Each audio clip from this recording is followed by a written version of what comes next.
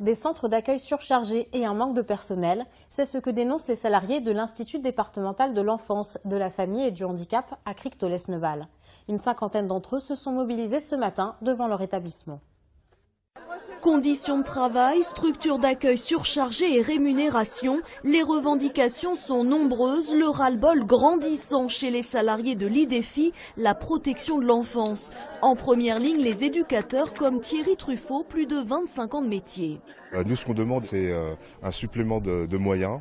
Donc de moyens humains notamment, parce qu'effectivement on se retrouve aujourd'hui avec des mesures de plus en plus nombreuses, avec de moins en moins effectivement de capacités d'accueil adaptées pour ces enfants.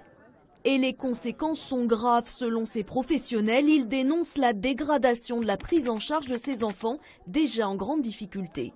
Les enfants doivent dormir dans les salles communes, on n'a plus pas assez de lits pour qu'ils puissent dormir dans les chambres. Du coup, il peut y avoir 3 enfants qui dorment dans les mêmes chambres.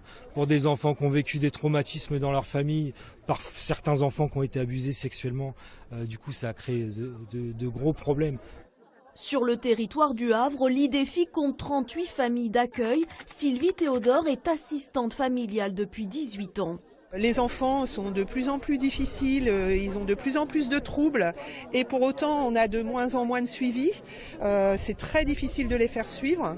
On a par exemple plus de médecins ici sur l'IDEFI.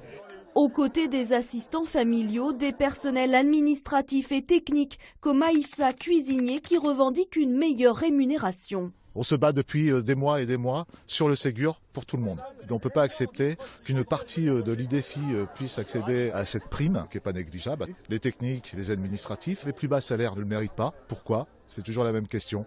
Les personnels ont prévu de se mobiliser à nouveau le 22 juin prochain devant le département.